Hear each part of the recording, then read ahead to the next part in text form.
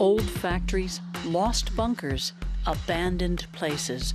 For some, they're an eyesore, but for others, they're places of fascination and places to take pictures. It's all part of a trend of urban exploration. German photographer and journalist Arno Specht has been exploring abandoned places for years now.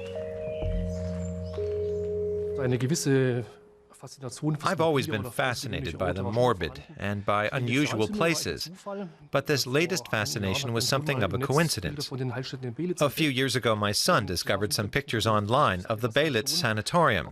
That's when I realized there are places, some quite large, that are decaying and abandoned, but have their own aesthetic.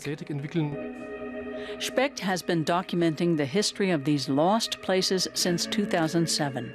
Most are located in what was once East Germany. He's still fascinated by the decay. Meanwhile, he's already published 3 volumes of photos on Berlin, Leipzig, and Dresden.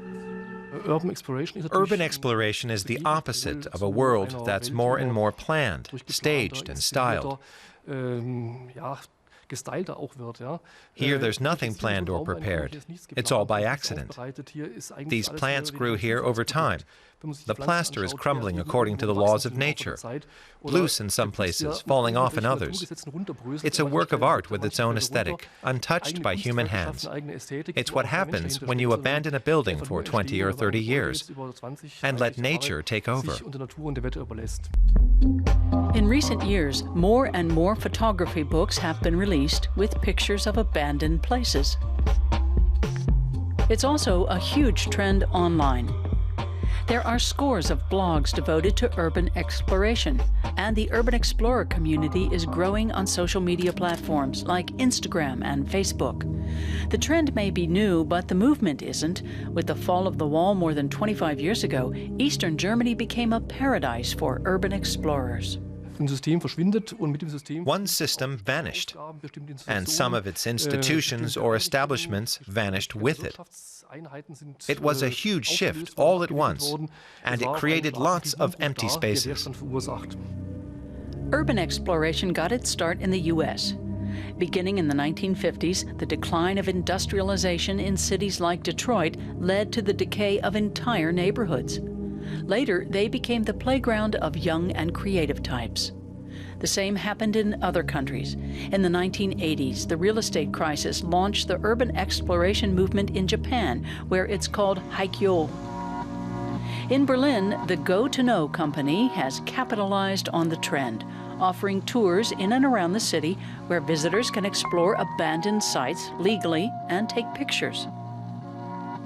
One of the most popular tours is the former officer's house, about an hour and a half outside Berlin. During the Cold War, about 60,000 Soviet soldiers were stationed here. The Red Army left in 1994, and since then, the site has been empty. Arnas Diemen has been a tour guide for Go to Know for 5 years now. We usually have more inquiries than we can handle. A site like this can't handle large groups. We treat the sites with respect. If we brought 2 groups of 500 people here, it'd be destroyed, done with. So we do small groups more frequently. Today's tour includes 18 participants. For a €40 fee, they can explore to their heart's content. Many are amateur photographers. There's the fascination that these places were used at some point, and you can sense or feel that. It's peaceful, and you can take pictures of things you wouldn't otherwise see.